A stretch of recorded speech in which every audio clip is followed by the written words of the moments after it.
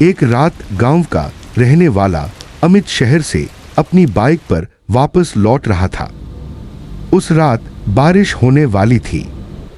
आसमान में काले बादल छाए हुए थे और पूरे रास्ते पर अजीब सी खामोशी थी। अमित ने अपनी बाइक की स्पीड बढ़ा दी।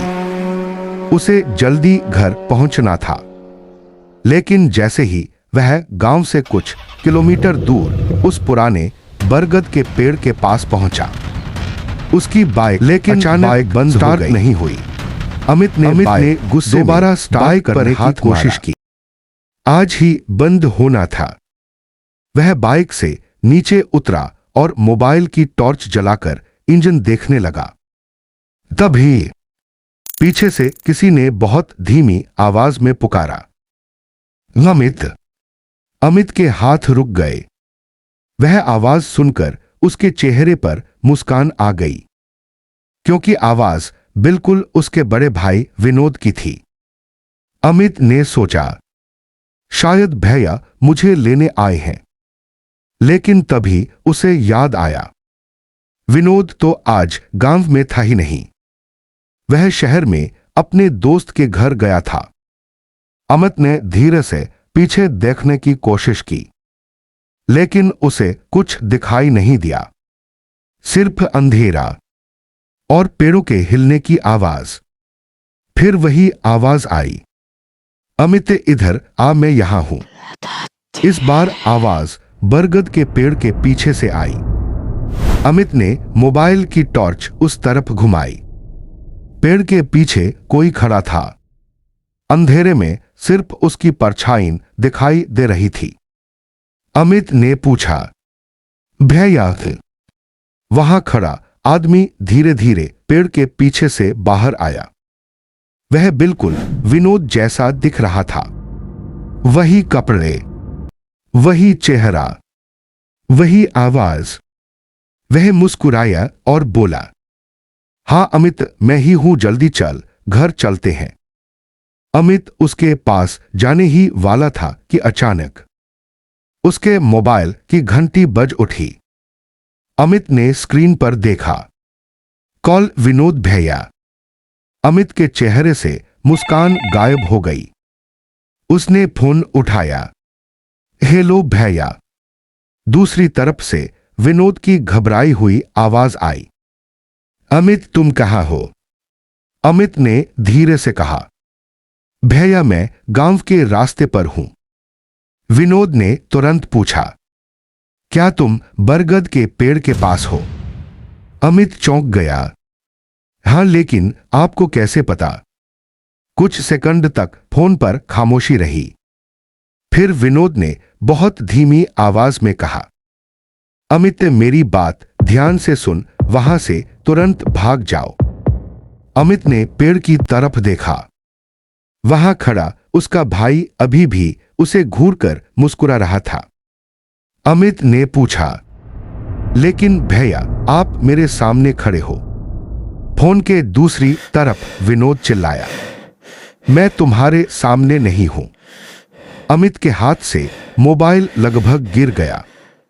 विनोद ने कंपती हुई आवाज में कहा, मैं अभी शहर में हूं, मैं तुम्हारे पास नहीं हूं।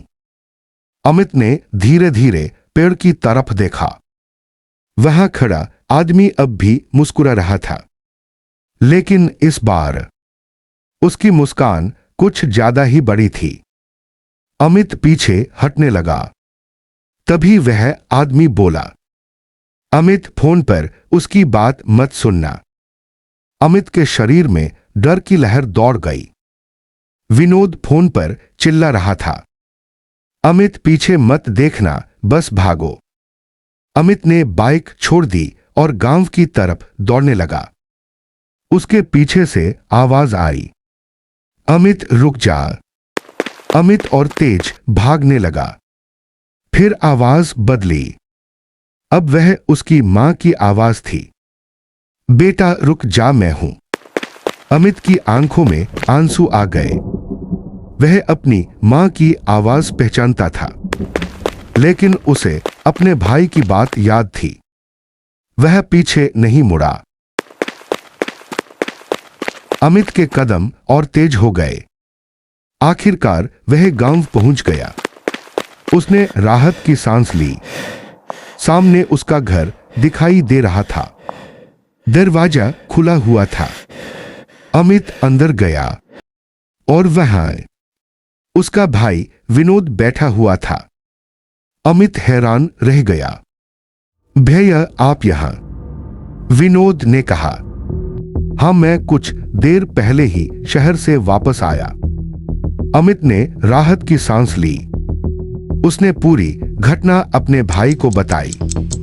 विनोद चुपचाप उसकी बात सुनता रहा। फिर उसने कहा, तुम बहुत किस्मत वाले हो। अमित ने पूछा, क्यों? विनोद ने गंभीर होकर कहा, क्योंकि तुमने उसकी बात नहीं मानी। अमित ने पूछा, अगर मैं उसकी बात मान लेता तो? विनोद ने जवाब दिया, तो वह तुम्हारा चेहरा लेकर वापस आता। अमित कुछ समझ नहीं पाया। मतलब? विनोद ने कहा, छलावा सिर्फ लोगों की आवाज नहीं चुराता, वह उनका चेहरा भी चुरा लेता है। अमित के चेहरे का रंग उड़ गया। तभी घर के बाहर से दरवाजे पर दस्तक हुई। ढक ढक ढक। दोनों भाई एक दूसरे को देखने लगे। फिर बाहर से आवाज आई, दरवाजा खोलो। अमित के पैरों के नीचे से जमीन खिसक गई, क्योंकि वह आवाज बिल्कुल उसी की थी। बाहर से फिर आवाज आई, भैया दरवाजा खोलो, मैं बाहर खड़ा हूं। अमित धीरे धीरे अपने भाई की तरफ देखने लगा। विनोद ने उसका हाथ पकड़ लिया। दोनों बिल्कुल शांत खड़े रहे। बाहर से लगातार दरवाजा खटखटाया जा रहा था। ढक ढक ढक। फिर अचानक सब शांत हो गया। कुछ सेकंड बाद विनोद ने धीरे से कहा, अमित। हां भैया, तुमने मुझे बताया था कि रास्ते में तुम्हारी बाइक बंद हो गई थी। हाँ, विनोद ने कांपते हुए पूछा। तो फिर तुम घर तक पैदल कैसे आए? अमित के चेहरे पर डर छा गया। दोनों ने एक साथ दरवाजे की तरफ देखा। तभी बाहर से आवाज आई, भैया दरवाजा खोलो। लेकिन इस बार आवाज विनोद की थी। विनोद ने अमित की तरफ देखा। अमित ने विनोद की तरफ। दोनों समझ चुके थे। छलावा उनके घर तक पहुंच चुका था। अचानक घर की सारी लाइट बंद हो गई। अंधेरे में सिर्फ एक आवाज सुनाई दी, तुम दोनों में से असली कौन है? कुछ सेकंड तक खामोशी रही। फिर एक जोरदार चीख सुनाई दी। अगली सुबह गांव वालों ने देखा कि अमित का घर अंदर से बंद था। दरवाजा तोड़कर जब लोग अंदर पहुंचे तो घर बिल्कुल खाली था। वहां अमित नहीं था, विनोद भी नहीं था। सिर्फ कमरे की दीवार पर कोयले से एक वाक्य लिखा था। अब उस दिन के बाद से गांव के उस रास्ते पर एक नया नियम बना दिया गया। रात के बाद वहां से कोई नहीं गुजरता था। लेकिन आज भी कभी कभी आधी रात को उस पुराने बरगद के पेड़ के पास से दो लोगों की आवाजें सुनाई देती हैं।